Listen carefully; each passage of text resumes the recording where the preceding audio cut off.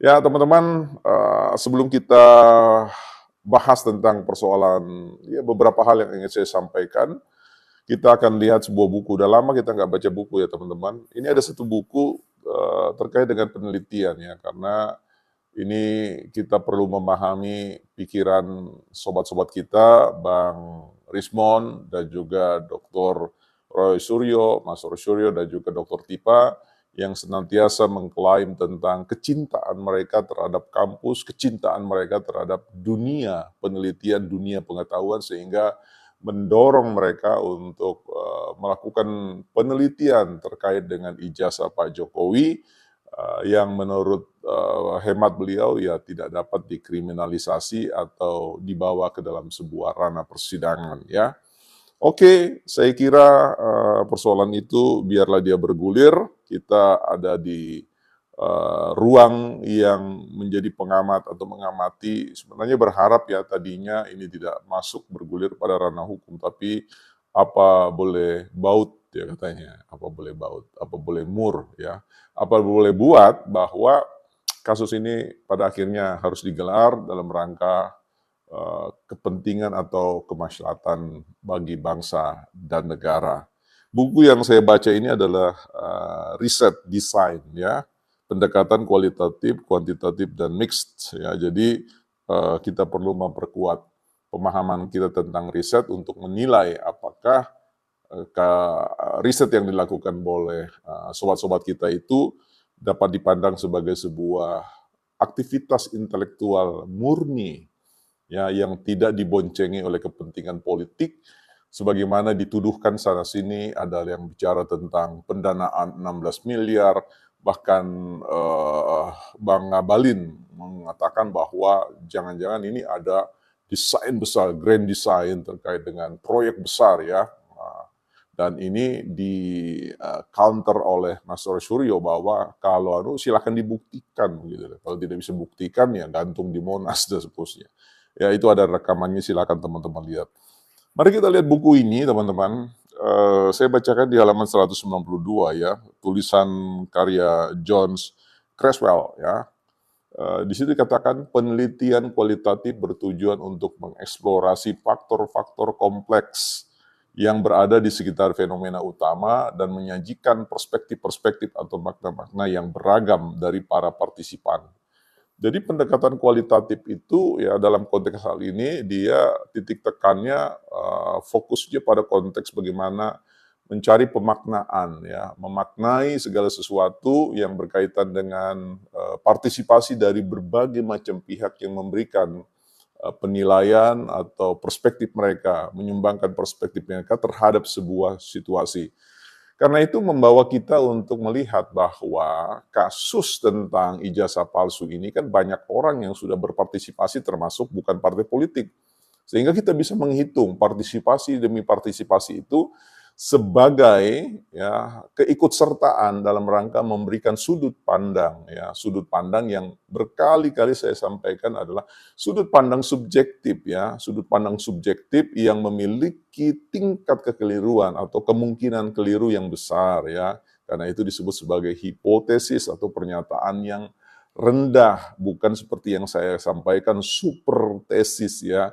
Seolah-olah bahwa apa yang diklaim oleh Bang Rismond dan Mas Roy Suryo dan Bu Dr. Tifa itu sebagai super tesis ya, bahwa inilah kebenaran.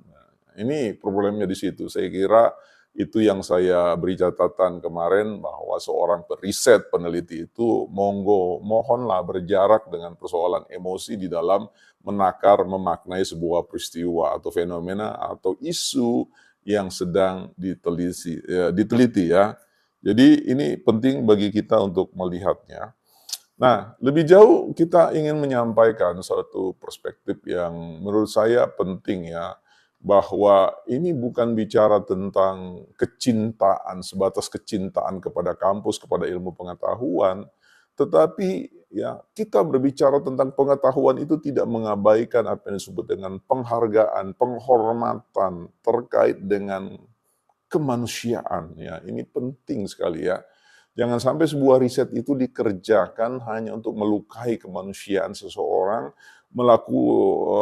melukai ya kemanusiaan publik, karena bagaimanapun juga kehidupan kita bersama secara sosial ini saling berkaitan satu dengan yang lain ya. Siapa melukai siapa itu akan ada efek rambatan ya, efek jauh ya, di mana orang-orang yang ada di belakang orang yang dilukai itu juga merasa terlukai, sehingga muncullah reaksi keberatan secara sosial, keberatan secara publik terkait dengan hal itu.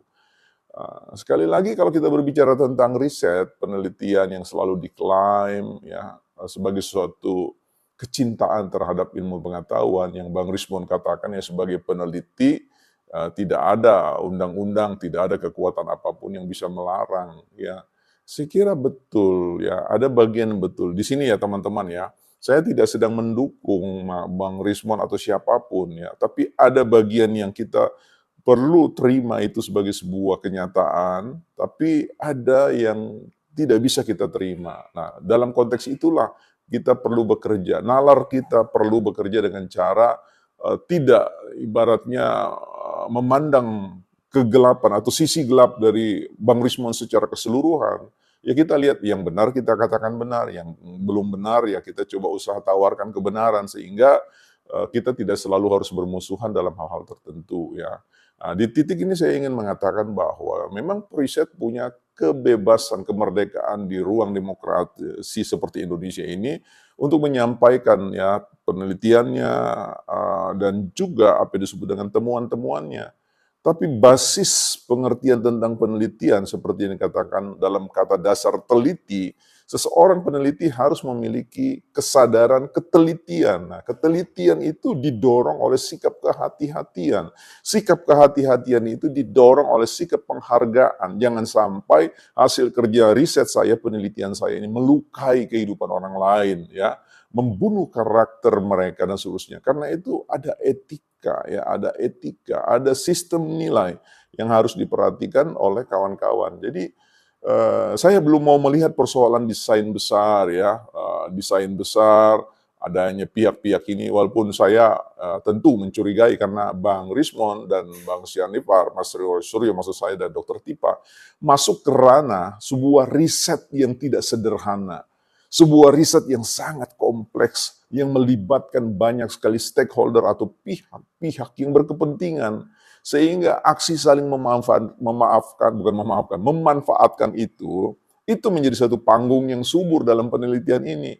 Mengapa kemudian bukan partai politik terus menyoroti persoalan ini dan belum bergeming dengan persoalan-persoalan yang lain, seperti adanya profiling ya, seorang pemimpin di Jawa Barat, Gubernur Jawa Barat, Kang Deddy Mulyadi, ya.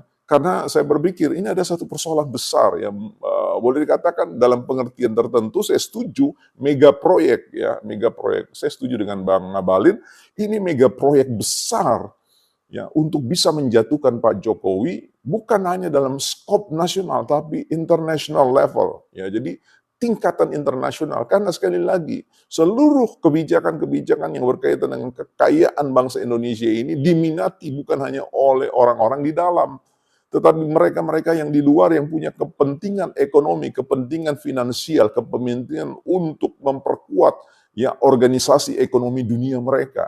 Ini menjadi sesuatu hal yang kemudian perlu kita dengung-dengungkan. Jadi ini bukan bicara soal kecintaan pada kampus semata-mata. Kalau bicara tentang cinta pada kampus, ya datang saja, soal baik-baik dan seterusnya.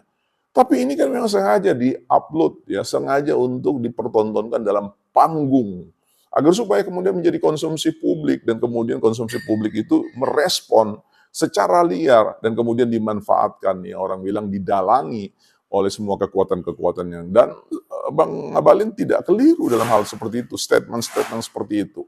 Inilah yang ingin bukan partai politik terus-menerus kuliti satu demi satu secara perlahan, pelan-pelan saja ya, biar lambat, yang penting cepat.